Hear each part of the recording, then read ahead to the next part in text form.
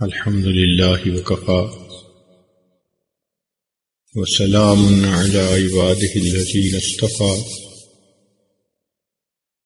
أما بعد أعوذ بالله من الشيطان الرجيم بسم الله الرحمن الرحيم وأتموا الحج والعمرة لله سبحان ربك رب العزة عما يصفون وسلام على المرسلين والحمد لله رب العالمين اللهم صل على سيدنا محمد وعلى آل سيدنا محمد وبارك وسلم اللهم صل على سيدنا محمد وعلى آل سيدنا محمد وبارك وسلم اللهم صل على سيدنا محمد وعلى آل سيدنا محمد وبارك وسلم دین اسلام کے 5 ارکان ہیں. ہر رکن کا ایک محور ہے، مرکز ہے. پہلا ہے کلمہ. کلمے کا محور ہے اللہ رب العزت کے ساتھ ایفائے عہد. یہ کلمہ بندے اور اس کے پروردگار کے درمیان ایک معاہدہ ہے، ایک ایگریمنٹ ہے.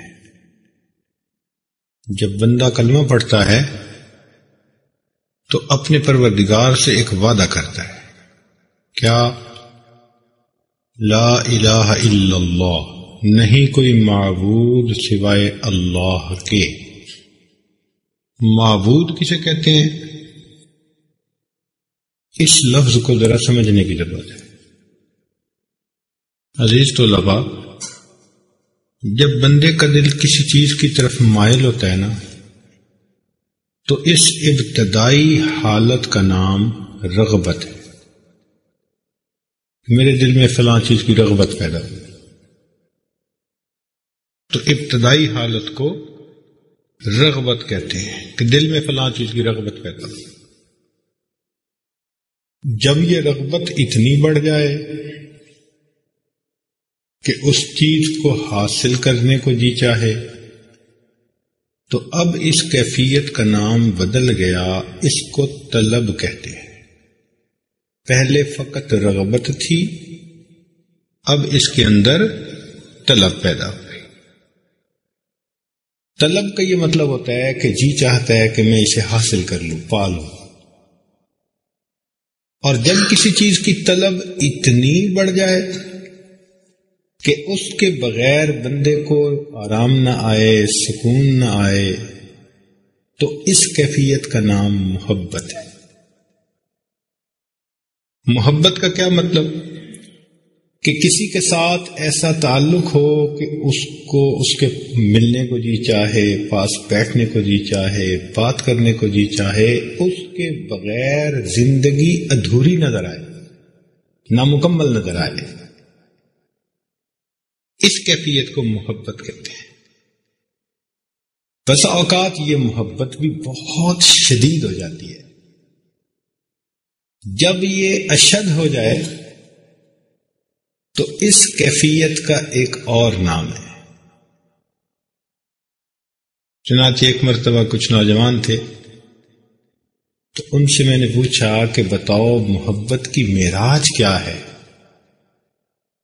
وہ کہنے لگے جی ذرا واضح کریں. میں نے کہا اچھا یوں بتاؤ کہ محبوب کو محب کیا سب سے اعلیٰ چیز پیش کر سکتا ہے؟ کسی نے کہا کہ اپنی جان لٹا دے، کسی نے کہا مال دے دے، کسی نے کچھ کہا.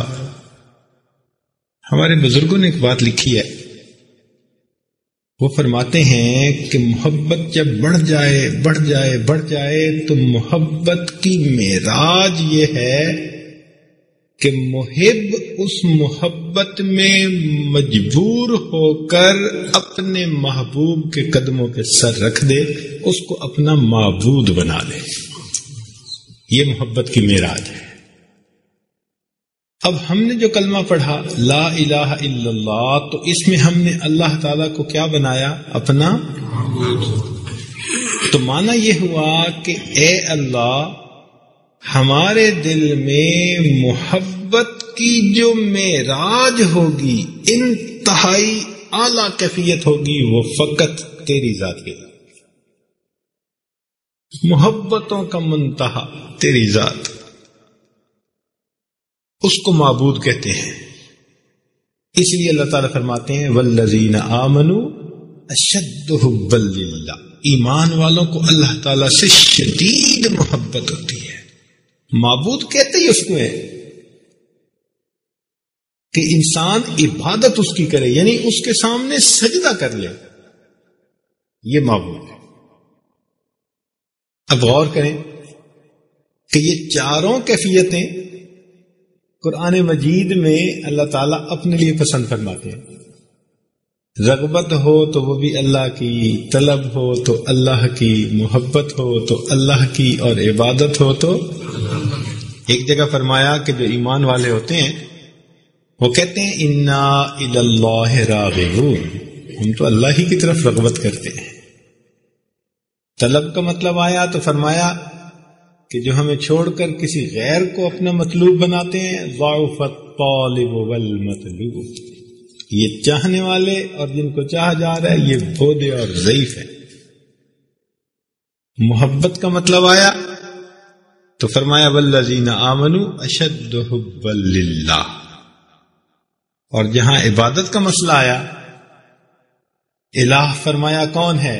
فرمایا وَإِلَٰهُكُمْ إِلَٰهٌ واحد۔ تو جو پروردگار رغبت کو غیر کے لیے پسند نہیں کرتا، وہ عبادت کو غیر کے لیے کہاں پسند کرے گا؟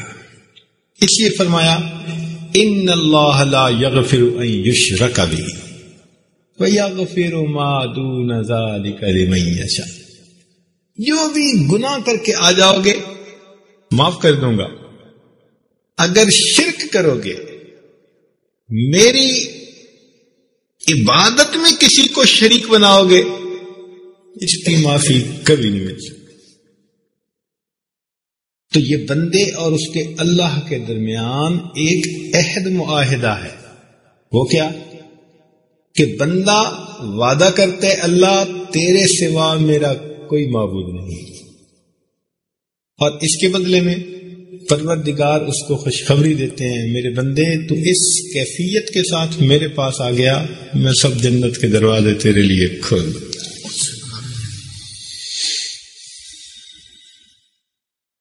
کوئی چھوٹی سی بات نہیں ہے۔ اس لیے فرمایا الاسلام یہدم من کان قبلہ، اسلام لاتا ہے جو بندہ کلمہ پڑھ لیتا ہے، اس سے پہلے جو کچھ بھی کیا تھا میں سب پہ قلم پھیر دیتے۔ اتنی بڑی نعمت ہے اسلام۔ سیدنا یوسف علیہ السلام کے زمانے میں دستور یہ تھا کہ جو بندہ گندم لینا چاہتا تو وہ قیمت دے اور گندم لے، اور اگر کوئی ایسا بندہ آ جاتا کہ جس کے پاس قیمت نہیں، تو جو عمال کام کرنے والے تھے نا، وہ کہتے جی آپ حضرت یوسف علیہ السلام کے پاس جائیں، وہ جس کو جو چاہیں دے دیں، وہ صاحب اختیار ہے، ہم تو ایک ضابطے کے پابند ہیں۔ ایک نوجوان آیا، اس نے آ کے گندم لی، دینے والوں نے دے دی، اس نے کہا مجھے اور چاہیے، ان کا جی ہم نے تو ضابطے کے مطابق دے دی، اب اگر آپ کو رابطے کے لیے گندم چاہیے تو ادھر رابطہ کرے۔ حضرت یوسف علیہ السلام کے پاس آ گیا، حضرت مجھے گندم چاہیے، اب میں اچھا اس کو اتنی اور دے دو، اس نے کہا اور چاہیے، تو حضرت نے فرمایا کہ خدا کے بندے انہوں نے بھی گندم دی، میں نے بھی دی، اور بھی مطالبہ کر رہا ہے۔ اس نے جواب میں کہا کہ حضرت اگر آپ کو پتہ چل جائے نا میں کون ہوں آپ مجھے بہت ساری گندم دیں. تو حضرت متوجہ ہوئے تو میں تو کون ہے بھائی؟ کہنے لگا جی جب آپ پر زلیخا نے بہتان لگایا تھا تو جس چھوٹے بچے نے آپ کی پاک دامنی کی گواہی دی تھی وہ بچہ اب بڑا ہو کر میں آپ کے سامنے موجود. جب حضرت نے یہ سنا اتنا پیار آیا، اتنی محبت تھی، حضرت نے اس کو سینے سے لگایا، پیار کیا، بہت ساری گندم دی اور لوگوں کو کہا کہ اس کو گھر پہنچا کے آؤ. بڑے اکرام کے ساتھ اسے روانہ کیا. اللہ تعالیٰ کی طرف سے وحی آئی، میرے پیارے یوسف علیہ السلام آپ نے اس بندے کا بہت اکرام کیا. یا اللہ، یہ وہ بچہ ہے جس نے میری پاک دامنی کی گواہی دی تھی. یہ میرے پاس آیا، میرا جی چاہتا تھا کہ جو کچھ میں دے سکتا ہوں میں اسے دے دوں. اللہ تعالیٰ نے فرمایا میرے یوسف علیہ السلام آپ گواہ رہیے گا، جس نے آپ کی پاک دامنی کی گواہی دی وہ آپ کے پاس آیا تو آپ نے اسے وہ دیا جو آپ کے مرتبے کے مطابق تھا. تو میں پروردگار بھی یہ کہتا ہوں کہ جس نے دنیا میں میری وحدانیت کی گواہی دی، جب قیامت کے دن میرے پاس آئے گا میں بھی وہ دوں گا جو میری شان کے مطابق. تو کلمے کا محور کیا ہے، یعنی کلمے کا خلاصہ، اس کے اندر کا راز وہ کیا ہے کہ یہ بندے اور اللہ تعالی کے درمیان ایک معاہدہ، ایک وعدہ ہے کہ اے اللہ میں آپ کا بندہ ہوں اور آج کے بعد آپ میرے معبود ہیں. اسی طرح نماز کا بھی ایک محور ہے، وہ کیا؟ عاجزی. نماز کی بنیاد جو ہے، اندر کا جو اس کا خلاصہ ہے، وہ ہے اللہ تعالی کے سامنے عاجزی کا اظہار. اب دیکھیں کہ عاجزی کے کئی طریقے ہوتے ہیں. کسی بڑے کو دیکھ کے کھڑے ہو جاؤ، یا اس کو دیکھ کے اس کے سامنے جھک جاؤ، یا قدموں پہ سر رکھ دو. یہ تینوں کیفیتیں نماز میں موجود ہیں. قیام میں کھڑے ہیں، رکوع میں جھک گئے، سجدے میں سر رکھ دیا. تو عاجزی، اسی لیے کوئی بھی عمل جو عاجزی کے خلاف ہے وہ نماز میں منع کر دیا گیا. مثال کے طور پر جماعت کھڑی ہے، اب جماعت پانے کے لیے ایک بندہ بھاگ کے آتا ہے، یہ بھاگ کے آنا عاجزی کے خلاف، منع کر دیا. فرمایا نماز کے لیے بھاگ کے مت آؤ، تم اسی طرح وقار کے ساتھ، آرام کے ساتھ چلتے ہوئے آ جاؤ، بھاگ کے نہیں آ سکتے. نماز کے اندر کوئی بھی عمل جو عاجزی کے خلاف ہو منع. چنانچہ نماز پڑھتے ہوئے اگر ایک بندے کو کسی بات پر ہنسی آ گئی، کیونکہ یہ ہنسی عاجزی کے خلاف، اس لیے ہنسنے سے نماز ہی ٹوٹ جاتی ہے. عاجزی کے خلاف کوئی بندہ بازوؤں کو یہاں تک چڑھا لے، کونیاں ننگی کر لے، فقہا نے لکھا نہیں، عاجزی کے خلاف، مکروہ تحریمی، تمہیں نماز لوٹانی پڑے گی. تو نماز میں ہر وہ کام کرنا ہے جس میں عاجزی ہو اور جو عاجزی کے خلاف اس کو منع. اسی لیے کپڑے کو لٹکا لینا مکروہ تحریمی کہا گیا. نماز کے اندر ایسے نہیں کر سکتے. مقصود عاجزی ہے. اچھا پھر دیکھیے کہ سجدے میں انسان اپنے سر کو جھکاتا ہے. اب فرض کرو کسی جگہ گھاس ہے اونچا اونچا، اور ایک آدمی سجدہ کرتے ہوئے یوں اوپر اس کے جو ہے نا وہ یوں ہلکا سا سر ٹکا کے اٹھا لیتا ہے، وہ کہا نے لکھا سجدہ کوئی نہیں ادا ہوا. کیوں؟ اس کو سر جھکانا چاہیے، حتیٰ کہ اس کو نیچے سے زمین کی سختی محسوس ہونے لگ جائے، تب سجدہ ادا ہوگا. کئی لوگ فوم کے گدوں میں نمازیں پڑھ لیتے ہیں.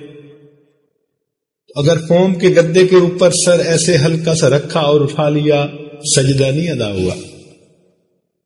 سجدے کی شرط ہے کہ سر کو تم نیچے جھکاؤ حتیٰ کہ تمہیں نیچے سے زمین کی سختی محسوس ہونے لگ جائے. کیا مطلب؟ کہ اتنا جھکاؤ کہ اب پتہ چل جائے کہ اس سے زیادہ نہیں جھکا سکتے. اب یہاں نقطہ سمجھیے کہ بندے نے سجدے میں اپنے سر کو جھکانے کی انتہا کر دی، اس حالت میں اللہ نے بندے کو اٹھانے کی انتہا کر دی. فرمایا الصلاۃ معراج المومن، نماز مومن کی معراج ہے. تو جب مصلی سجدے کی حالت میں ہوتا ہے اس وقت اللہ تعالی کے سب سے زیادہ قریب ہوتا ہے. تو نماز کا محور کیا ہوا؟ عاجزی کا ظاہر کرنا اپنے رب کے سامنے. روزے کا محور یہ ہے کہ انسان کے اندر تقوی پیدا ہو جائے. اس لیے فرما بھی دیا کتب علیکم الصیام کما کتب علی الذین من قبلکم لعلکم تتقون، تاکہ تم متقی بن جاؤ. بتلا دیا کہ دیکھو میرے بندے، جب تم رمضان کے اندر دن کے اوقات میں حلال چیزوں کو ہمارے حکم پر چھوڑ دیتے ہو، تم سال کے باقی حصے میں حرام چیزوں کو کیوں نہیں چھوڑ سکتے؟ چوتھی چیز ہے زکوٰۃ. زکوٰۃ کا محور ہے مال کا پاک ہونا اور دل کا صاف ہونا. کیا محور ہے؟ خذ من اموالہم صدقۃ تطہرہم وتزکیہم بہا. مال بھی پاک ہو جاتا ہے اور دل بھی. یہ اصل مقصود ہے. اور پانچواں رکن ہے حج. حج کا بھی ایک محور، اور وہ کیا ہے کہ یہ عاشقانہ سفر ہے، سفر شوق ہے، محبت کا سفر، عشق مستی کا سفر ہے. جیسے محب اپنے محبوب کی ملاقات کے لیے اس کے گھر کی طرف چلتا ہے، فرمایا میرے بندے تم بھی میرے گھر کی طرف عاشقانہ کیفیت کے ساتھ آؤ. پورا کا پورا سفر ہی ایسا ہے.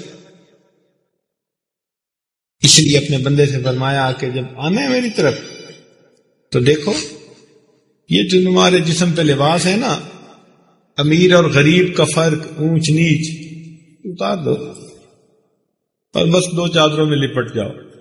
اس کو احرام کہا گیا. سب میرے بندے ہو، بندہ و صاحب و محتاج و غنی ایک ہوئے، تیری سرکار میں پہنچے تو سبھی ایک ہوئے. کوئی وقت کا بادشاہ ہے، کوئی وقت کا مفتی ہے، پیر ہے، مگر احرام سب نے ایک ہی جیسا. یہ اونچ نیچ ختم کرو، سب میرے بندے ہو، آؤ میری طرف. اور میرے بندے تم ایسے آؤ جیسے عاشق آتا ہے. لہذا تم اپنے بال بھی نہیں کاٹ سکتے، تم خوشبو بھی نہیں لگا سکتے، تم جسم سے میل نہیں اتار سکتے. احرام کی پابندیاں بنا دی. اور دیکھو جب عاشق آتا ہے تو آہیں بھرتا ہوا محبت میں نعرے لگاتا آتا ہے، تو تم بھی ایک نعرہ لگاؤ. کون سا نعرہ؟ لبیک اللہم لبیک. اللہ اکبر. عشق و مستی کا سفر. اچھا، اگر آپ سے کوئی پوچھے کہ حج کا مقصد کیا ہے، اس کو ایک فکر میں بیان کریں، تو آپ کیا جواب دیں گے؟ کوئی آدمی آپ سے سوال کر لیتا ہے تو لباتے تو سوال پوچھے ہی جاتے ہیں. تو اگر کوئی بندہ سوال پوچھے کہ جی حج کو حج کیا ہے اس کو ایک فکرے میں بیان کرے تو ذرا سوچیں کیا جواب دیں گے. ایک فکرے میں ہم کیسے سمجھائیں گے؟ ایسا جامع فکرہ ہو کہ وہ پوری کیفیت نوعیت کو سمجھا دے. اپنے کو بدلنے کا دوسرا نام حج ہے. ایک جواب تو یہ ہے کہ اپنے کو بدلنے کا دوسرا نام حج ہے. چلے اور بھی بتا دیں تاکہ آپ لوگوں کا بھی حصہ بڑھ جائے. معشوق اپنے عاشق کی طرف جا رہا ہے یا عاشق معشوق کی طرف جا رہا ہے؟ معشوق اپنے گھر بلا رہا ہے. اچھا، معشوق عاشق کو گھر بلا رہا ہے. اور ماشاء اللہ ماشاء اللہ، اللہ کے محبوب بندے کی محبوب اداؤں کا نام. بہت پیارا جواب دیا. عاشق کا اظہار محبت حج ہے. عاشق کا اظہار محبت حج ہے. ماشاء اللہ، یہ سب اچھے جواب ہیں. لیکن ایک اور اچھا فکرہ، حج کیا ہے؟ اللہ تعالی نے ملت ابراہیمی کو مزاج ابراہیمی سے روشناس کرانے کے لیے حج کا عمل بنایا. اللہ تعالی نے، بولو بچوں، ملت ابراہیمی کو مزاج ابراہیمی سکھانے کے لیے حج کا عمل. اب اس فکر کو کھولیں. ایک لفظ ہے امت اور ایک لفظ ہے ملت. ملت کہتے ہیں کہ وہ لوگ جن کے زندگی گزارنے کے بنیادی اصول ایک ہوں، ان تمام لوگوں کا نام ملت ہے. وہ لوگ جن کے زندگی گزارنے کے بنیادی اصول ایک ہوں. اور امت کہتے ہیں وہ لوگ جن کے زندگی گزارنے کے تفصیلی اعمال بھی ایک ہو، تفصیلات بھی ایک ہو. لہذا ہم امت محمدیہ ہیں اور ملت ابراہیم ہیں. سیدنا ابراہیم علیہ السلام وہ ہستی ہیں جو تینوں بڑے مذاہب والوں کے نزدیک قابل احترام ہیں. یہودی، عیسائی، مسلمان، سارے کے سارے ان کا بڑا احترام کرتے. اللہ کی عجیب شان ہے. اللہ نے ان کو وہ مقام عطا فرمایا. چنانچہ ہم ملت ابراہیم ہیں، یعنی بنیادی اصول جو اس وقت ان کے تھے وہی اصول آج ہمارے بھی ہیں، گو کہ تفصیلات اور ہو گئی. اللہ تعالیٰ فرماتے ہیں ان ابراہیم کان امہ قانتا للہ حنیفا ولم یک من المشرکین شاکرا لانعمہ، نعمتوں کا شکر ادا کرنے والے تھے. اجتباہ وہداہ الی صراط مستقیم ثم اوحینا الیک ان اتبع ملت ابراہیم حنیفا. تو ہم ملت ابراہیم ہیں. سیدنا ابراہیم علیہ السلام کو اللہ رب العزت نے جو یہ مقام دیا کہ وہ سب کے نزدیک معزز ہیں، اس کی وجہ کیا بنی؟ سنیے قرآن عظیم الشان. اللہ تعالیٰ ارشاد فرماتے ہیں وَإِذِ ابْتَلَىٰ إِبْرَاهِيمَ رَبُّهُ بِكَلِمَاتٍ فَأَتَمَّهُنَّ.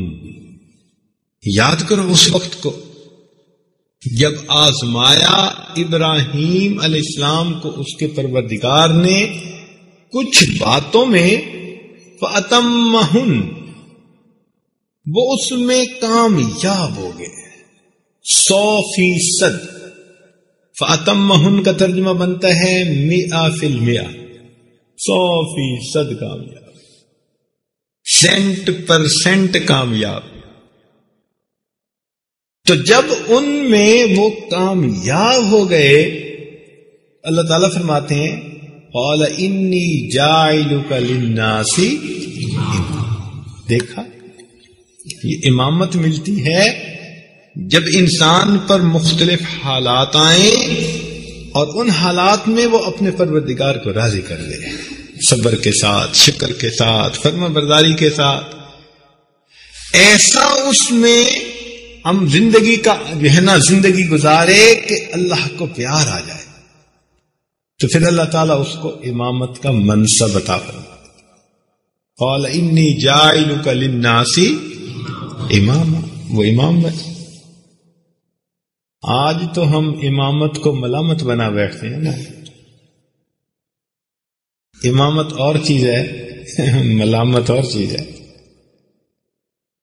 تو اللہ تعالیٰ نے ان کو امامت عطا فرما دی، للناس اماما، انسانوں کا امام۔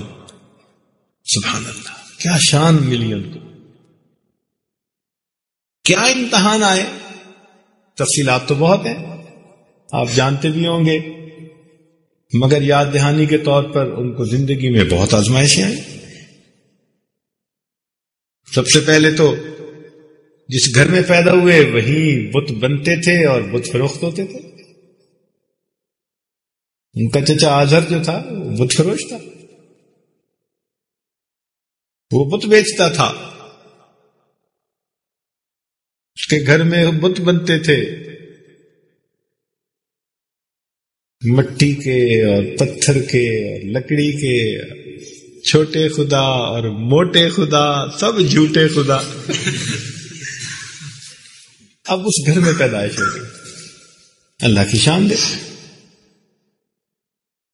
حضرت کا دل توحید کے نور سے بھرا ہوا تھا، چنانچہ جب ذرا جوانی میں قدم رکھا تو آپ نے لوگوں کو اشارے کرنے شروع کر دیے کہ یہ ٹھیک نہیں ہے۔ اللہ تعالیٰ کی شان کے ایک موقع پر قوم جو تھی وہ ساری کی ساری کسی میلے میں گئی اور آپ نے عذر کر دیا، قال انی سقیم۔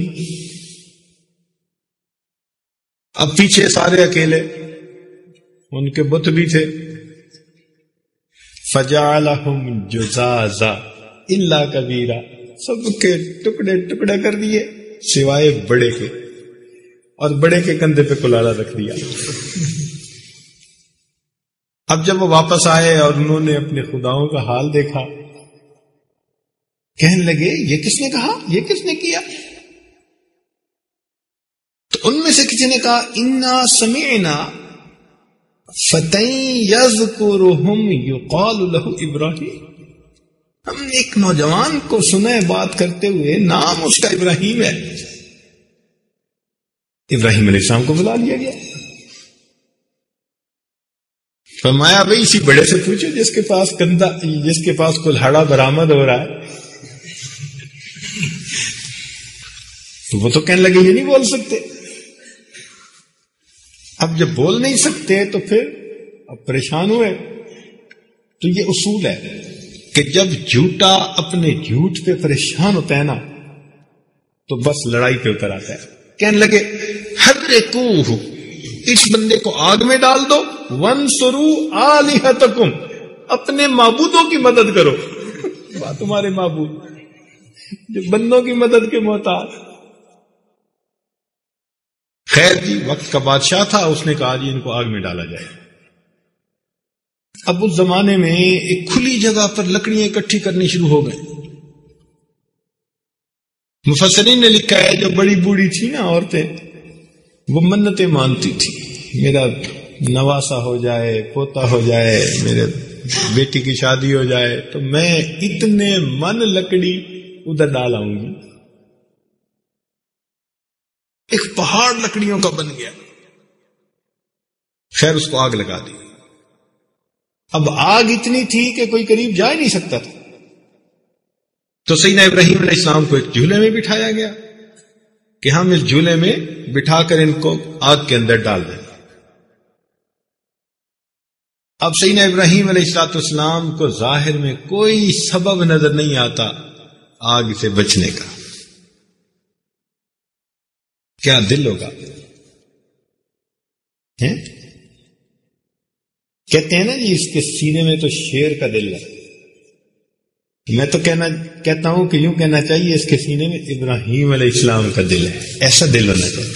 آگ جلتی نظر آ رہی ہے اور ساری قوم ان کو اس میں ڈالنے کے لیے تیار، ان کو کوئی پرواہ نہیں ہے، فکر نہیں ہے، خوف نہیں ہے، حتیٰ کہ اس میں ڈالا گیا۔ جب ہوا میں تھے تو اس وقت ایک فرشتے ہیں سیدنا جبرائیل علیہ السلام، ان کے ذمہ اللہ تعالیٰ نے مختلف کام لگائے ہوئے ہیں۔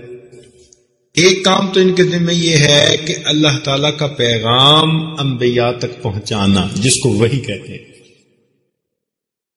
یہ کام بھی یہ کرتے ہیں۔ ایک کام ان کے ذمہ یہ ہے کہ اناؤنسمنٹ کرنا، یہ مؤذن بھی ہے۔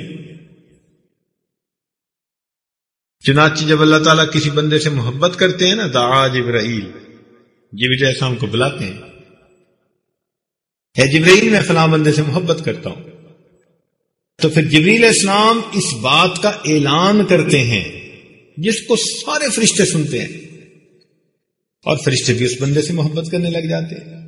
پھر وہ زمین پہ آتے ہیں اور زمین پر آ کر پھر وہ پھر اعلان کرتے ہیں جس کو لوگوں کے دل سنتے ہیں، ثم یودع لہ القبول فی الارض، اور اس کے بعد اللہ تعالیٰ اس بندے کے لیے زمین میں قبولیت رکھ دیتے ہیں۔ تو یہ کام بھی حضرت جبرائیل علیہ السلام کرتے ہیں۔ ایک اور بھی کام ان کے ذمہ ہے کہ اللہ تعالیٰ کے انبیاء اور اولیاء کی مدد کر۔ چنانچہ بدر میں وہ تشریف لائے، نبی علیہ السلام صحابہ کی مدد ہوئی۔ لقد نصرکم اللہ ببدر وانتم اذلہ، لقد نصرکم اللہ فی مواطن کثیرۃ ویوم حنین، حنین کے دن۔ تو وہ انبیاء کرام کی مدد کے لیے بھی تشریف لاتے ہیں۔ انہوں نے جب دیکھا نا کہ ابراہیم علیہ السلام آگ میں جا رہے ہیں، تو چونکہ ان کا تو ایک منصب تھا، کام تھا، تو انہوں نے اللہ تعالیٰ سے عرض کی، پروردگار عالم اجازت ہو تو میں ان کو بچا لوں۔ فرمایا ہاں، اگر میرا ابراہیم آپ کی اس مدد کو قبول کرتا ہے تو آپ جاؤ۔ چنانچہ جبرائیل علیہ السلام آئے اور انہوں نے آ کر پوچھا کہ اے ابراہیم خلیل اللہ، الک حاجہ، آپ کو میری ضرورت ہے؟ اس کا ترجمہ ہم اگر کریں نا اپنی زبان میں تو یوں ہوگا، کیا میں آپ کی مدد کر سکتا ہوں؟ Can I help you? انگریز لوگ آپس میں ایک دوسرے کو یوں ہی کہتے ہیں۔ تو انہوں نے آ کے یہی پوچھا کہ جی کیا میں آپ کی مدد کر سکتا ہوں؟ اب اس پر سیدنا ابراہیم علیہ السلام نے ان سے یہ پوچھا کہ کیا میرا پروردگار میرے اس حال سے واقف ہے؟ انہوں نے کہا ہاں۔ فرمانے لگے کہ جب میرا پروردگار میرے اس حال سے واقف ہے تو مجھے تمہاری مدد کی کوئی ضرورت نہیں۔ وہ اگر چاہتا ہے کہ میں آگ میں جاؤں تو میں آگ میں جانے کے لیے تیار۔ اب بتائیے اللہ پر کتنا یقین ہوگا، کتنی توکل، کیا اعتماد، کتنی اللہ کی محبت کہ اللہ کے نام پر آگ کے اندر پڑنا ان کو جو ہے نا گوارا تھا۔ تو جب انہوں نے جبرائیل السلام کو بھی انکار کر دیا، لا فرما دیا، تو اللہ تعالیٰ فرماتے ہیں کہ قلنا یا نار کونی بردم وسلاما علی ابراہیم، اے آگ میرے ابراہیم پر ٹھنڈی اور سلامتی والی ہو جائے۔ فقط ٹھنڈی کہہ دیتے تو پھر کلفی جم جاتی، تو سلامہ کا لفظ بھی کہا۔ سلامہ کا لفظ کیا کہ ٹھنڈی ایئر کنڈیشنر ٹائپ بن جا۔ چنانچہ سیدنا ابراہیم علیہ السلام 40 دن رہے اور آگ نے ان کو کچھ بھی نہ کہا۔ تو دیکھیے کہ اس واقعے سے پتہ چلتا ہے کہ ان کے دل میں اللہ تعالیٰ کی محبت کتنی تھی۔ اور اللہ تعالی ہی کے ذات پر ان کی نگاہیں جمی تھی. یہ فرق جو ہے نا یہ تھوڑا سا ہے. ایک فکرہ ہے اللہ تعالی ہی پر نظریں جم گئی تھی، اور ایک فکر ہے اللہ تعالی پر بھی نظریں جم گئی تھی. تو فرق تو ہوا ایک نقطے کا، لیکن بھی کا لفظ لگانے سے مشرک اور ہی کا لفظ لگانے سے موحد. اس لیے اللہ تعالیٰ کو یہ نقطہ پسند نہیں ہے. فرماتے ہیں اسے اٹھاؤ، یہ شرک ہٹاؤ، ختم کرو اسے. اب بتاؤ کوئی بیوی آ کے کہے خاوند کو میں تمہاری بھی بیوی ہوں، تو وہ تو جوتا اٹھا کے سر پہ مارے گا نا. وہ کیا سننا چاہے گا؟ میں تمہاری ہی بیوی ہوں. بس اسی سے سمجھ لو توحید کیا ہے.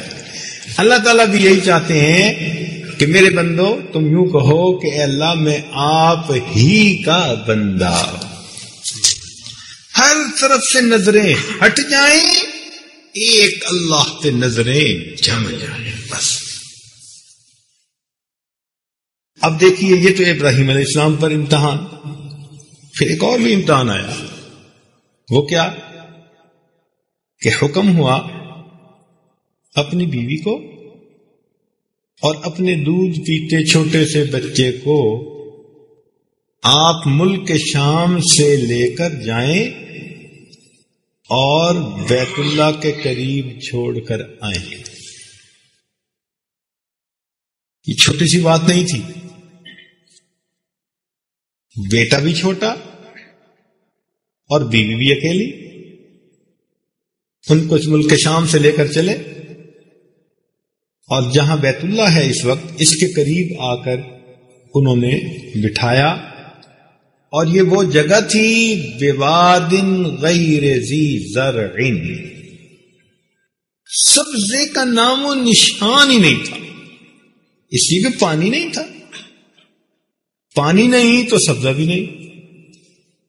دیکھو اللہ تعالیٰ کی کیا شان ہے کہ قرآن مجید میں اللہ تعالیٰ فرماتے ہیں وَجَعَلْنَا مِنَ الْمَاءِ كُلَّ شَيْءٍ حَيٍّ، اور ہم نے پانی سے ہر چیز کو زندگی بخشی. تو جہاں پانی ہوگا وہاں زندگی، اگر پانی نہیں تو زندگی نہیں. آج لوگ سائنسدان دوسرے سیاروں پر جا رہے ہیں، کہتے ہیں جی مریخ پہ جانا ہے اور دیکھنا ہے کہ وہاں زندگی ہے یا نہیں. تو پتہ ہے انہوں نے اس کی دلیل کیا ڈھونڈی؟ کہتے ہیں اگر تو وہاں پانی موجود ہے تو پھر زندگی یقینی موجود ہوگی، اور پانی نہیں تو پھر زندگی بھی نہیں ہوگی. تو وہ مریخ پہ پانی تلاش کر رہے ہیں آج کے سائنسدان، اور قرآن نے 1400 سال پہلے کہہ دیا ہر چیز کو ہم نے پانی سے زندگی بخشی ہے. وہاں پانی نہیں تھا، لہذا نہ سبزہ نہ درخت نہ کوئی اور چیز. انسان بھی وہاں نہیں رہ سکتے تھے. کوئی بندہ وہاں نہیں تھا، پرندہ نہیں تھا. سیدنا ابراہیم علیہ السلام ہے اور ہر طرف خشک چٹانیں ہیں. اب ایسی جگہ پہ کوئی اگر کہے جی کہ بیوی اور چھوٹے سے بچے کو چھوڑ کے آ جاؤ تو دل پہ کیا گزرتی ہے؟ بچہ چھوٹا ہے، کیسے کھائے گا یا پیے گا؟ بیوی ہے، اکیلی ہے، اس کی جان بھی ہے، اس کی عزت بھی ہے، کہ کیسے یہاں اکیلی رہے گی؟ ہمارے تو سمجھ میں ہی نہ آئے. یہ چھوٹی سی بات نہیں ہے،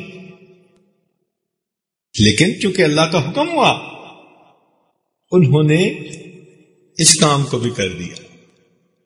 آئے، اپنی بیوی کو بٹھایا، بچے کو، اور کچھ تھوڑا سا جو زیادہ راہ تھا وہ رکھا اور واپس چل پڑے. جب چلنے لگے تو بی بی ہاجرہ پوچھتی ہیں آپ ہمیں یہاں کس کے حوالے کر کے جا رہے ہیں؟ خاموش. وہ سمجھ گئی، آخر نبی علیہ السلام کی صحبت یافتہ تھی. مزاج شناس تھیں، تو دوسری مرتبہ پوچھتی ہیں کیا آپ ہمیں اللہ تعالیٰ کے حکم سے چھوڑ کے جا رہے ہیں؟ تو پھر آپ نے اشارہ کیا سر سے کہ ہاں۔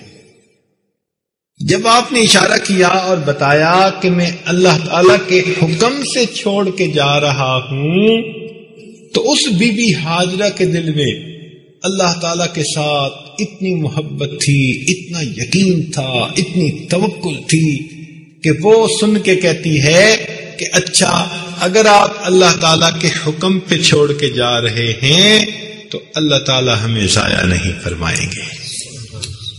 سبحان اللہ، سبحان اللہ تعالیٰ ایسے یقین والی بیویاں ہر ایک کو عطا فرمائے۔ کیا یقین ہے، سبحان اللہ۔ یعنی اس چھوٹے سی بات کو کہنا آسان، اللہ اکبر، کرنا بڑا مشکل تھا۔ ماں بھی ہے نا، صرف اپنی ذات ہوتی تو چلو وہ گزارا کر جاتی، اس کا چھوٹا بچہ بھی ہے، تو ماں کو جب یہ احساس ہو کہ میرے بچے کے زندگی کا مسئلہ ہے تو اس کا کیا حال ہوتا؟ تو وہ کہتی ہے کہ ہاں اگر آپ اللہ کے حکم پر چھوڑ کے جا رہے ہیں اللہ تعالیٰ ہمیں ضائع نہیں ہونے دیں۔ سیدنا ابراہیم علیہ السلام چلے آئے، پیچھے جو کچھ تھا جب وہ ختم ہوا، جو پانی تھا یا کچھ اور تھا، تو بچے نے رونا شروع کر دیا۔ سیدہ ہاجرہ بچے کو ایک جگہ پر لٹاتی ہیں اور خود نکلتی ہیں کہ میں کہیں ذرا دیکھوں پانی قریب مل جائے، تو ایک پہاڑ کی چوٹی پر جاتی ہیں، ادھر ادھر کہیں درخت کا نام و نشان نہیں، بھئی اگر کہیں درخت ہوگا تو وہاں پانی بھی ہوگا۔ پھر واپس آتی ہیں۔ اب یہ جو دو چوٹیاں تھیں، ایک کو صفا کہا گیا، دوسری کو مروہ کہا گیا۔ صفا اور مروہ کے درمیان بھاگ رہی ہیں، دوڑ رہی ہیں۔ اس اضطراب کی حالت میں اس ماں کا یوں بھاگنا اللہ تعالیٰ کو اتنا پسند آیا کہ اللہ تعالیٰ نے اس کو حج کے اعمال میں سے ایک عمل بنا دیا۔ اب کوئی بندہ کتنا بڑا عالم کیوں نہ ہو، بادشاہ کیوں نہ ہو، دین کا بڑا ہو، دنیا کا بڑا ہو، فرمایا آؤ ذرا بھاگو۔ چنانچہ میلین اخضرین کے درمیان مفتی صاحب بھی بھاگ رہے ہوتے ہیں، پیر صاحب بھی بھاگ رہے ہوتے ہیں، مرید صاحب بھی بھاگ رہے ہوتے ہیں، سب بھاگ رہے ہیں۔ ہم نے اس سفر میں کتنی بار عشق کے سامنے عقل کو ہاتھ باندھ کے کھڑا ہوتا دیکھا۔ سب کی عقلیں ہاتھ باندھ کے کھڑی ہوتی ہیں عشق کے سامنے، سب بھاگتے ہیں۔ اب کوئی حکمت ڈھونڈنی شروع کرے، حکمت کیا؟ اللہ کو ایک ادا پسند آ گئی اپنی بندی، اس بندی نے میرے اوپر ایسی توکل، ایسا یقین، ابھی یہ جو دوڑی ہے تو مجھے اس کا دوڑنا اچھا لگا۔ اچھا بھائی تم سب دوڑو، اس کی یاد تازہ کرو، سب دوڑتے رہیں گے قیامت تک۔ حج اگر کریں گے تو حج کرتے ہوئے صفا اور مروہ کی سعی کرتے رہیں۔ تو بیوی کے ساتھ یہ معاملہ۔ اب تیسرا بیٹا تھا، لو بیٹے کے ساتھ بھی سن لو کہ جب وہ ذرا بڑا ہوا، چلنے پھرنے کے قابل ہوا، تو سیدنا ابراہیم علیہ السلام خواب دیکھتے ہیں کہ میں اپنے بچے کو اللہ کے نام پہ ذبح کر رہا۔ اٹھ گئے تو کچھ اونٹ ذبح کر دیے، پھر خواب دیکھا، پھر اونٹ ذبح کر دیے، پھر خواب دیکھا۔ جب تیسری رات بھی خواب دیکھا تو اب یقین ہو گیا کہ واقعی یہ اللہ تعالیٰ کی طرف سے حکم ہے، اور انبیاء کے خواب چونکہ سچے ہوتے ہیں تو اب مجھے اس کام کو کرنا ہے۔ اب صبح اٹھے، اپنی بیوی سے فرمایا کہ بھئی بچے کو تیار کر دو، کسی بڑے کی ملاقات کے لیے جانا ہے، کسی بڑے کی ملاقات کے لیے جانا ہے۔ ماں نے بچے کو نہلا دیا، کپڑے پہنا دیے، جیسے ہوتا ہے سر پہ تیل لگایا، کنگھی کی، سرما ڈالا، بچے کو بھیجا باپ کے ساتھ۔ ابراہیم علیہ السلام اس کو لے کے چلے اور ایک چھری بھی ہاتھ میں لے لی۔ پیچھے شیطان آیا بی بی ہاجرہ کے پاس، یہ کم وقت بھی تو ہے نا پیچھے لگا ہوا، نہیں کم وقت نہیں ہے، یہ بد وقت ہے. تو آیا بی بی ہاجرہ کے پاس، کہتا ہے پتہ ہے کہ تمہارا بیٹا کدھر گیا؟ اس نے کہا باپ کے ساتھ گیا ہے، کسی بڑے کی ملاقات کرنی ہے. کہتا ہے کوئی نہیں. تو کہاں گیا؟ کہتے ہیں باپ اسے لے کے گیا ہے کہ تاکہ اس کو ذبح کر دے. تو وہ ایک بوڑھے کی شکل میں آیا تھا. انہوں نے کہا بوڑھے تیرا دماغ چل گیا، تیرا دماغ خراب ہو گیا، کوئی باپ اپنے بیٹے کو بلا ذبح کر سکتا ہے؟ تو جب انہوں نے کہا نا کوئی باپ اپنے بیٹے کو ذبح کر سکتا ہے، تو یہ کہتے ہیں ہاں اللہ کا حکم ہوا ہے. تو جب بی بی نے سنا تو وہ کہتی ہے اگر اللہ کا حکم ہو تو میں بھی اپنی جان دینے کے لیے تیار ہوں. دو نہیں چلا. اب سوچا کیا کروں، آیا اسماعیل علیہ السلام کے پاس. تو ان کو آ کے کہتے ہیں کہ پتہ ہے کہ تمہارا والد تم کو کہاں لے کے جا رہا ہے؟ ان کا کسی بڑے کی ملاقات کے لیے. کہتے ہیں کوئی نہیں. کس لیے لے کے جا رہا ہے؟ کہتے ہیں ذبح کرنے کے لیے. ان کا بڈھے تیری مت ماری گئی، کوئی باپ اپنے بیٹے کو ذبح کر سکتا ہے؟ تو کہتے ہیں کہ ہاں اللہ کا حکم ہوا ہے. تو اسماعیل علیہ السلام نے فرمایا کہ اچھا اگر اللہ کا حکم ہوا ہے ذبح ہونے کے لیے تیار. دو نہیں چلا. اب آیا ابراہیم علیہ السلام کے پاس. کہتے ہیں کہاں جا رہے ہیں؟ تو بیٹے کو قربانی دینے کے لیے. کہتے قربان نہ کرنا. کیوں؟ کہتے دیکھو قابیل نے حابیل کو ذبح کیا تھا، آج تک اس کی بدنامی ہے پورے جہان میں. آپ اگر بچے کو اس طرح ذبح کر دیں گے آپ کی بھی بدنامی ہوگی. انہوں نے کہا بدبخت، قابیل نے حابیل کو قتل کیا تھا نفسانی خواہش کی خاطر، اور میں اپنے بیٹے کو ذبح کروں گا رحمانی پیغام کی خاطر. اب جب اس نے دیکھا کہ یہ تو کھرا جواب مل گیا تو پھر راستہ روک کے بیٹھ گیا. پھر ابراہیم علیہ السلام نے کنکری پھینکی تو یہاں سے رمیے جمار کا ایک مسئلہ چل پڑا. اتنے میں یہ دو پہاڑ ہیں، ایک ہے جبل جہاں غار مرسلات ہے، یعنی وہاں غار کے اندر نبی علیہ السلام تشریف فرما تھے تو سورت مرسلات وہاں نازل ہوئی تھی. اور دوسری طرف جبل سبیر، شروع میں ان کے مسجد خیف ہے یہاں. یہ دونوں پہاڑیوں چلتے ہیں اور آخر پر جا کر ایک پہاڑ یوں آ جاتا ہے اور تھوڑا سا اس کے درمیان اوپننگ رہ جاتی ہے، دروازہ رہ جاتا ہے، درہ رہ جاتا ہے. اب جب اس درے سے آگے نکلے نا تو کھلی جگہ آ گئی. اب اس کھلی جگہ پر اسماعیل علیہ السلام اپنے ابو سے پوچھتے ہیں کہ ابو آپ نے کہا تھا کسی بڑے کی ملاقات کرنے کے لیے جانا ہے، تو بڑے کی ملاقات کب ہوگی؟ اب اس موقع پر ابراہیم علیہ السلام اس کو فرماتے ہیں یا بنیہ انی ارا فی المنام، اے بیٹے میں نے دیکھا ہے خواب میں انی اذبحک، کہ میں تمہیں ذبح کر رہا ہوں. فانظر ماذا ترى، بیٹے بتا کہ تیرا کیا ریسپانس ہے، تیرا کیا معاملہ. اب وہ بچہ اتنا اللہ کی محبت میں ڈوبا ہوا تھا کہ جب اس نے سنا نا کہ اللہ کے نام پہ مجھے قربان کر رہے ہیں تو آگے سے جواب دیتا ہے یا ابت افعل ما تؤمر، ابا جان جو آپ کو حکم ہوا آپ کر گزریے، ستاجدنی انشاءاللہ من الصابرین، آپ مجھے انشاءاللہ صبر کرنے والا پائیں گے. اللہ اللہ، ایسا صبر والا بیٹا اللہ ہر ایک کو عطا فرمائے. کیا محبت تھی اس بچے کے دل میں اللہ کی. چنانچہ ابراہیم علیہ السلام نے ذبح کرنے کے لیے اس بچے کو لٹا لیا. اب جب لٹا لیا تو لٹایا بھی ان کو اس طرح سائیڈ پر. فلما اسلما، جب دونوں نے یہ بات ٹھان لی، باپ ذبح کرنے پہ تل گیا اور بیٹا ذبح ہونے پہ تل گیا. متفق ہو گئے. وَتَلَّهُ لِلْجَبِينِ، اور ابراہیم علیہ السلام نے اس کو جبین کے بل لٹا دیا. دیکھو یہ جو جگہ ہوتی ہے نا، اس کو کہتے ہیں جبہہ، یہ، اور ان کو جبین کہتے ہیں. للجبہہ جبینان، یہ دونوں جبینیں ہیں. تو انہوں نے اس کو یوں جیسے جانور کو یوں سائڈ پہ لٹا دیتے ہیں، لٹا دیا. تو ایسے وقت میں ابراہیم علیہ السلام نے چھری کو بھی تیز کر لیا.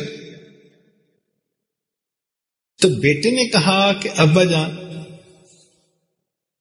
آپ اپنی آنکھوں پہ کپڑا بھی باندھ لیجیے، ایسا نہ ہو کہ آپ کی نظر میرے چہرے پر پڑے تو شفقت پدری جوش میں آئے. آپ اپنی آنکھوں پہ کپڑا بھی باندھ لیجیے. خیر کتابوں میں تو آگے بہت باتیں لکھی ہیں، بلکہ ایک کتاب میں تو یہ بھی لکھا ہوا ہے کہ بیٹے نے کہا کہ ابا جان، جب آپ مجھے ذبح کر لیں تو میرے کپڑے لے جا کر میری امی کو دکھا دینا کہ امی آپ کا بیٹا اللہ کے نام پہ قربان ہو گیا. اللہ اکبر کبیرہ. اب اسماعیل علیہ السلام کو ذبح کرنے کے لیے چھری چلاتے ہیں، مگر اللہ تعالیٰ کو منظور کچھ اور تھا. جب آنکھ کھولی تو نیچے بچے کی بجائے ایک مینڈا تھا جو ذبح ہو گیا. اب دیکھیں، یہ چھوٹا امتحان نہیں تھا. اپنے بیٹے پہ جس کو مانگتے مانگتے بڑھاپا آ گیا تھا، اس بڑھاپے میں اس معصوم بچے پر، چھوٹے سے بچے پر چھری چلانی بہت بڑی بات تھی، بہت بڑی بات تھی. وہ بھی کر دیا. جب وہ بھی کر دیا، اللہ تعالیٰ کو پیار آیا. یہ اتنا بڑا امتحان تھا. دیکھیں طالب علم تو ہر دفعہ ہی کہتے ہیں جی بڑا مشکل پیپر تھا، بڑا مشکل پیپر تھا. مزہ تو یہ کہ ممتحن کہے کہ بڑا مشکل پیپر تھا. یہ وہ امتحان تھا کہ ممتحن فرماتے ہیں ان ھذا لہو البلاء المبین. اللہ، ایسی بین آزمائش تھی. اللہ تعالیٰ فرماتے ہیں ان ھذا لہو البلاء المبین وفدیناہ بذبح عظیم. تو اللہ تعالیٰ پھر رزلٹ کیا نکالتے ہیں امتحان کا؟ فرماتے ہیں سلام علی ابراہیم، ابراہیم تجھے شاباش ہو، ابراہیم تجھے مبارک ہو. ہم اپنی زبان میں ترجمہ کریں تو ترجمہ بنے گا ابراہیم تم جیتے رہو. جیسے دعا دیتے ہیں نا خوش ہو کے بڑے، وہ بچے جیتے رہو.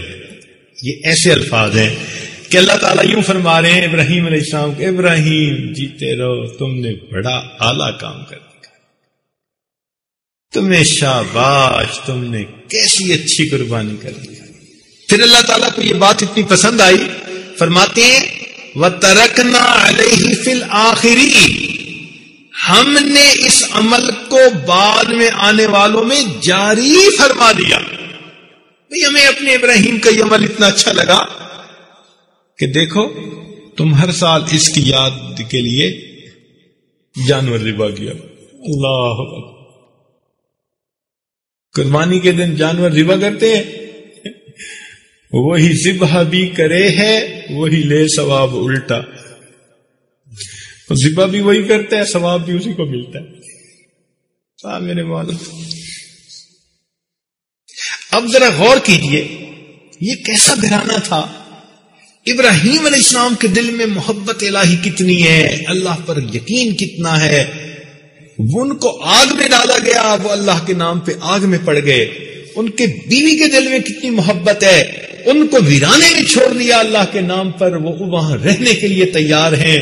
اور ان کے بیٹے کے دل میں کتنی کہ ان کو ذبح ہونے کا حکم ہوا، وہ ذبح ہونے کے لیے تیار ہیں.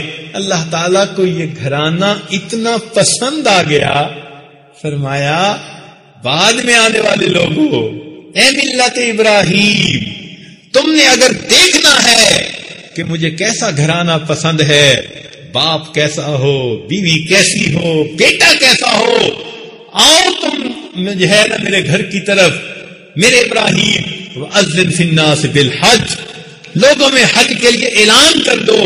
حج کا مقصد کیا تھا؟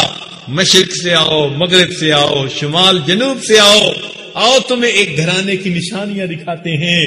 تم بننا چاہو تو ابراہیم جیسا ایمان پیدا کرنے کی کوشش کرو، بیویوں کو بنانا ہے تو سیدہ ہاجرہ تمہارے لیے مثال ہیں، اور اگر تم بچے ہو تو پھر اسماعیل علیہ السلام کی قربانی کو یاد کرو، ان کے دل میں میری محبت کتنی، بیوی کے دل میں کتنی، بچے کے دل میں کتنی، میں ایسا گھرانہ پسند کرتا ہوں۔ تم آؤ گے، نشانیاں دیکھو گے، ابراہیم علیہ السلام کی نشانیاں دیکھنی ہے، میرے بیت اللہ پر نظر ڈالو، انہوں نے میرے گھر کو بنایا، اور ان کے بیٹے نے وَإِذْ يَرْفَعُ إِبْرَاهِيمُ الْقَوَاعِدَ مِنَ الْبَيْتِ وَإِسْمَاعِيلُ، دیکھو اپنے والد کا دین کے کام میں کیسے تعاون کیا تھا۔ تم بھی اپنی جگہوں پہ رہتے ہوئے میرے گھروں کو ایسے بنا دینا۔ اور میں اتنا قدردان ہوں، اسماعیل جب تڑپتا تھا پیاس کی وجہ سے تو میں تو اس کے پاؤں سے زمزم نکال دیتا ہوں۔ جب تمہارے بچے قربانیاں دیں گے میں تمہارے گھروں سے علم کے چشموں کو جاری فرما دوں گا۔ تم جن جگہوں پہ رہو گے وہ حدیث کی جگہیں بن جائیں گی، تفسیر کا علم جاری ہو جائے گا، فقہ کا علم جاری ہو جائے گا۔ تم ذرا قربانیاں تو دو، ایسے بن کے تو دکھاؤ۔ اور اگر تم عورتوں کو دیکھنا چاہتے ہو تو سیدہ ہاجرہ کو آ کر دیکھو، کس طرح سب کچھ اپنا اس نے میرے نام کے لیے قربان کر دیا، ویرانے میں رہنے کے لیے تیار ہو گئی۔ چنانچہ اللہ تعالی نے ملت ابراہیمی کو مزاج ابراہیمی سکھانے کے لیے اپنے گھر کی طرف دعوت دی۔ اس عمل کا دوسرا نام حج ہے۔ وہاں جا کے کیا کرتے ہیں؟ اللہ کے گھر کے گرد طواف کرتے ہیں، پھر اس کے بعد صفا اور مروہ کے درمیان دوڑتے بھاگتے ہیں، پھر زمزم پہ جا کے جو ہے نا وہ زمزم پیتے ہیں۔ سب نشانیاں وہیں کی، ان الصفا والمروۃ من شعائر اللہ، سب شاعر ہیں، یادگاریں ہیں اللہ کے چاہنے والوں کی۔ اللہ آپ اپنے بندوں سے کتنا پیار کرتے ہیں کہ آپ کے وہ کامل بندے وہ ہی شاعر اللہ نہیں بلکہ ان بندوں کے جہاں قدم لگ جاتے ہیں اللہ آپ ان جگہوں کو بھی شاعر اللہ میں شامل فرما لیتے ہیں۔ میرے مولا سیدنا ابراہیم علیہ السلام کے دل میں کیا محبت تھی اللہ کی۔ چنانچہ واقعہ لکھا ہے، بکریوں کو لے کے جا رہے تھے، توجہ فرمائیے طلباء، میں بات مکمل کرتا ہوں۔ بکریوں کو لے کے جا رہے ہیں، ایک آدمی سامنے سے گزرا اور گزرتے ہوئے کہتا ہے سبحان ذی الملک والملکوت، سبحان ذی العزت والعظمت والہیبت والقدرت والکبریاء والجبروت۔ جب اس نے اللہ تعالی کی شان اتنے اچھے الفاظ میں بیان کی تو ابراہیم علیہ السلام کا تو دل تڑپ اٹھا۔ عاشق کا تو مسئلہ یہی ہوتا ہے، ایک دم بھی محبت چھپ نہ سکی جب تیرا کسی نے نام لیا۔ تو جب اللہ کا نام کسی نے لیا محبت کی تڑپ اٹھی، کھڑے ہو گئے، اے بھائی ذرا یہ الفاظ پھر کیا دینا۔ اس نے کہا اس کے بدلے کیا دیں گے؟ فرمایا یہ آدھا ریوڑ جو ہے نا یہ میں آپ کو دے دوں گا، آپ ذرا یہ الفاظ پھر کہہ دیں۔ اس نے پھر کہہ دیے، پھر سنا تو کندے مکرر کا مزہ آ گیا۔ اے بھائی ایک مرتبہ پھر کہہ دو۔ ہم نے کہا اب کیا دیں گے؟ بھائی آدھا ریوڑ باقی بھی دے دوں گا۔ اس نے پھر الفاظ کہہ دیے، پھر مزہ آیا، جی چاہا اللہ ہوتی رہے ثنا تیرے حسن و جمال کی، یہ آپ کی اسی طرح شان بیان کرتا رہے، میں خلیل سنتا رہے۔ اے بھائی پھر کہہ دے۔ ہم نے کہا اب تو ریوڑ بھی نہیں، اب کیا دو گے اس کے بدلے میں؟ ابراہیم خلیل اللہ فرماتے ہیں کہ آپ کو اس ریوڑ چرانے کے لیے کسی بندے کی ضرورت ہوگی، میں ساری زندگی تیرا ریوڑ چرا دیا کروں گا۔ تم یہ الفاظ ایک مرتبہ پھر کہہ دو۔ جب یہ الفاظ کہے اس نے کہا ابراہیم علیہ السلام مبارک ہو، میں اللہ رب العزت کی طرف سے آیا ہوا فرشتہ ہوں، اللہ نے بھیجا، جاؤ میرے خلیل کے سامنے جا کر میرا نام لو، اور دیکھو وہ میرے نام کے کیا دام لگاتا ہے۔ کیا محبت ہے اللہ تعالیٰ کی، اپنی جان دینے کے لیے تیار ہے، اللہ تعالی ہمیں بھی اپنی ایسی سچی محبت عطا فرما دے اور اللہ تعالی ہمیں بھی دین کی خدمت کے لیے قبول فرما لے. وآخر دعوانا ان الحمدللہ رب العالمین. تھوڑی دیر کے لیے سب حضرات مراقبہ کر لیجیے، انشاءاللہ پھر دعا کرتے ہیں. آنکھوں کو بند کر لیجیے، سر کو جھکا لیجیے.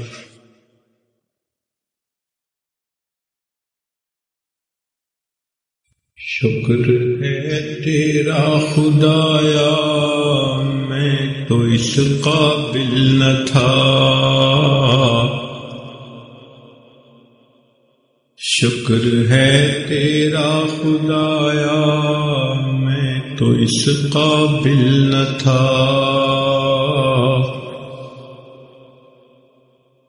تو نے اپنے گھر بلایا میں تو اس قابل نہ تھا،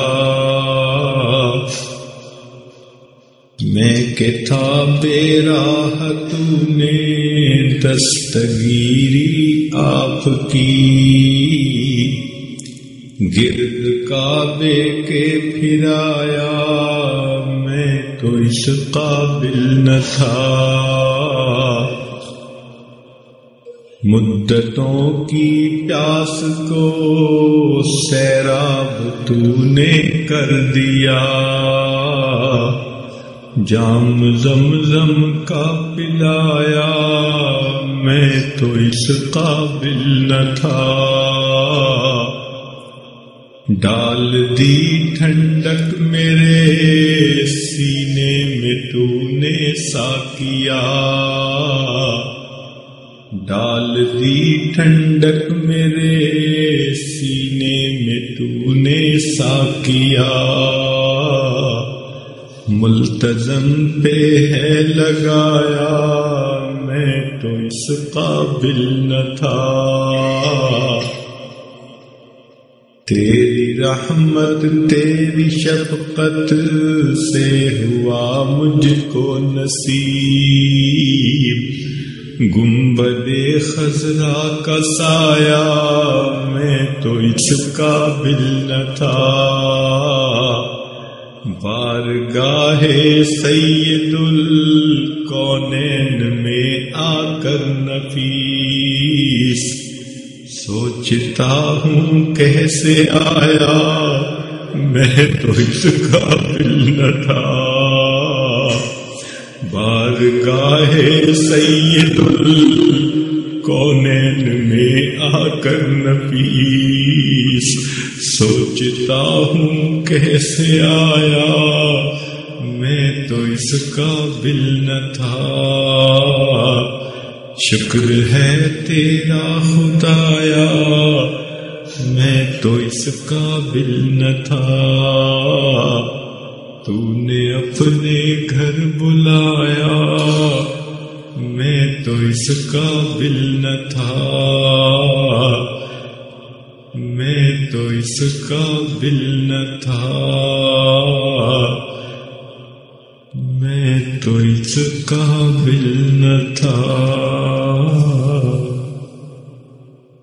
میں تو اس قابل نہ تھا.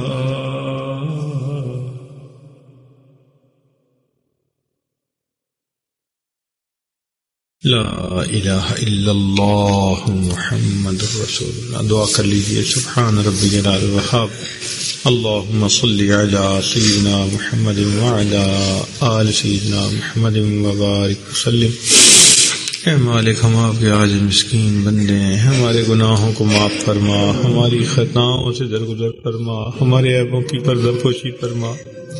اللہ ہماری میلی نظروں کو صاف فرما، اللہ ہمارے سخت دلوں کو نرم فرما، اے اللہ ہماری جھوٹی زبانوں کو صاف فرما، اللہ ہمیں نیکوکاری پرہیزگاری کی زندگی نصیب فرما، نماز کی حضوری نصیب فرما، سجدے کا سرور نصیب فرما، قرآن پاک پڑھنے کا لطف نصیب فرما، رات کے آخری پہر کے مناجات کی لذت نصیب فرما، ایمان حقیقی کی حلاوت نصیب فرما. میرے مولا ہم پر رحمت کی نظر فرما. جتنے بھی طلباء ہیں اللہ سب کو اپنے مقبول بندوں میں شامل فرما. میرے مولا ہمیں اس ابراہیمی ایمان کا نمونہ نصیب فرما. اے اللہ ہمارے گھر کی عورتوں کو بی ہاجرہ کے ایمان کا نمونہ نصیب فرما. اے اللہ ہمارے بچوں کو اسماعیل علیہ السلام جیسا صبر اور ادب نصیب فرما. میرے مولا رحمت کی نظر فرما، کرم کا معاملہ فرما. اے اللہ ہماری ان دعاؤں کو اپنی رحمت سے قبول فرما. رب کریم عمر گزرتی جا رہی ہے، ہمیں ایمان حقیقی کی حلاوت کب نصیب ہوگی؟ اللہ ہمیں سجدے کا سرور کب نصیب ہوگا؟ اے اللہ ہم کب حقیقت والی نمازیں پڑھیں گے؟ ایک رحمت کی نظر ڈال دیجئے، ہمیں نماز کی حضوری عطا فرما دیجئے. اللہ ہمیں قرآن مجید پڑھنے کی لذت عطا فرما دیجئے. رب کریم کرم کا معاملہ فرمائیے. اے اللہ کرم کا فیصلہ فرما. اے اللہ جو مانگا وہ بھی عطا فرما، جو مانگنا چاہیے تو نہیں مانگ سکے وہ بھی عطا فرما. اے اللہ اس محفل میں کتنے نوجوان ہیں آج سچی توبہ کرنا چاہتے ہیں، اے میرے مولا ان کی توبہ قبول فرما. اے مولا اگر آپ نے دھتکار دیا تو شیطان بہکائے گا، نفس بھٹکائے گا، جوانیاں ضائع ہو جائیں گی. اے اللہ ضائع ہونے سے بچا لیجیے، رحمت کا معاملہ فرما دیجیے. مولا ایک رحمت کی نظر ہم پر ڈال دیجیے. اللہ تیری ایک نگاہ کی بات ہے، میری زندگی کا سوال ہے. اے اللہ ہماری ان دعاؤں کو قبول فرما لیجیے. اے اللہ آپ کے محبوب صلی اللہ علیہ وسلم نے فرمایا اللہ حاجی کی بھی مغفرت فرما، اور جس کی مغفرت کی حاجی دعا کرے اس کی بھی مغفرت فرما. اے اللہ ہم مانتے ہیں ہماری زبانیں جھوٹی ہیں، ہماری نظریں میلی ہیں، ہمارے دل گندے ہیں، مگر مولا آپ کے محبوب کی دعا ہے اللہم اغفر لحاج ولمن استغفر لحاج. اللہ حاجی کی بھی مغفرت فرما، اور جس کی مغفرت کی حاجی دعا کرے اللہ اس کی بھی مغفرت فرما. اے اللہ سب کی مغفرت کر دیجئے. اے اللہ آج سب کو بخش دیجئے. اے اللہ سب کو بخش دیجئے. اے اللہ سب کو بخش دیجئے. رب کریم معاف فرما دیجئے. اے اللہ آج معاف فرما دیجئے. اے اللہ آج محبت کی نظر سے دیکھ لیجئے، رحمت کی نظر سے دیکھ لیجئے. اللہ اپنے مقبول بندوں میں شامل فرما لیجئے. ہماری ان دعاؤں کو اپنی رحمت سے قبول فرما لیجئے. اے اللہ اس ادارے کو دن دگنی رات چوگنی ترقی نصیب فرمائیے. اے اللہ اس کی تعمیر کے اندر اللہ جو بھی رکاوٹیں ہیں ان کو دور فرمائیے. اپنے غیبی خزانوں سے اسباب مہیا فرما دیجئے. رب کریم علمی اور تعمیری ہر اعتبار سے اس کو دن دگنی رات چوگنی ترقی عطا فرما دیجئے. پڑھنے والے جتنے بھی طلباء ہیں ان کے سینوں کو علم کے نور سے بھر دیجئے. پڑھانے والے جتنے بھی اساتذہ ہیں اللہ سب کو اخلاص عطا فرمائیے اور سب کو اپنے مقبول بندوں میں شامل فرما لیجئے. میرے مولا قیامت کے دن کی ہمیں سرخروئی عطا فرما دیجئے اور ہمارے اس وقت کی محفل کو قبول کر کے اٹھنے سے پہلے گناہوں کی مغفرت فرما دیجئے. اے اللہ قوموا مغفورا لکم جیسے حدیث کے ایک الفاظ ہیں، اللہ ہمیں اس مجلس کو اس کا مصداق بنا دیجئے. رب کریم ہماری دعاؤں کو قبول فرمائیے. جتنے طلباء نے دعاؤں کے لیے کہا یا کہنا چاہتے تھے نہیں کہہ سکے، سب کے دل کی نیک مرادوں کو پورا فرما دیجئے، سب کی پریشانیوں کو دور کر دیجئے. اے اللہ ہماری ان دعاؤں کو قبول فرمائیے. رب کریم امت مسلمہ اس وقت پریشان حال ہے، اے اللہ امت مسلمہ کی پریشانیوں کو دور کر دیجئے. اے اللہ کفر دندنا رہا ہے، اے اللہ اور مسلمان پریشان ہے. اے اللہ ان ظالموں کو روک دیجئے. اے اللہ ان کافروں کی قوت کو توڑ دیجئے. اے اللہ ان کے تکبر کو ختم کر دیجئے. اے اللہ مہربانی فرما دیجئے. اے اللہ آپ کے محبوب صلی اللہ علیہ وسلم کے سامنے ایک کافر کی بیٹی ننگے سر آئی تھی تو محبوب نے اپنی چادر سے ڈھانپ لیا تھا. اے اللہ آج آپ کے محبوب کی امت کافروں کے سامنے ننگے سر کھڑی ہے، اللہ بے چادر کھڑی ہے، بے سایہ کھڑی ہے. میرے مولا محبوب کی امت کا سر ڈھانپ لیجئے. اے اللہ اپنے محبوب کی امت کا سر ڈھانپ لیجئے. میرے مولا ہم بے چادر ہیں، ہمارے سر ڈھانپ لیجئے، ہمیں عزتیں عطا کیجئے. اے اللہ کافروں کے سامنے رسوا نہ ہونے دیجیے، ذلیل نہ ہونے دیجیے، اللہ مہربانی فرما دیجیے، ہماری ان دعاؤں کو اپنی رحمت سے قبول فرما لیجیے۔ ربنا تقبل منا انک انت السمیع العلیم تب علینا انک انت التواب الرحیم۔ صلی اللہ تعالی علی حبیبہ سیدنا محمد وآلہ واصحابہ اجمعین برحمتک یا ارحم الراحمین۔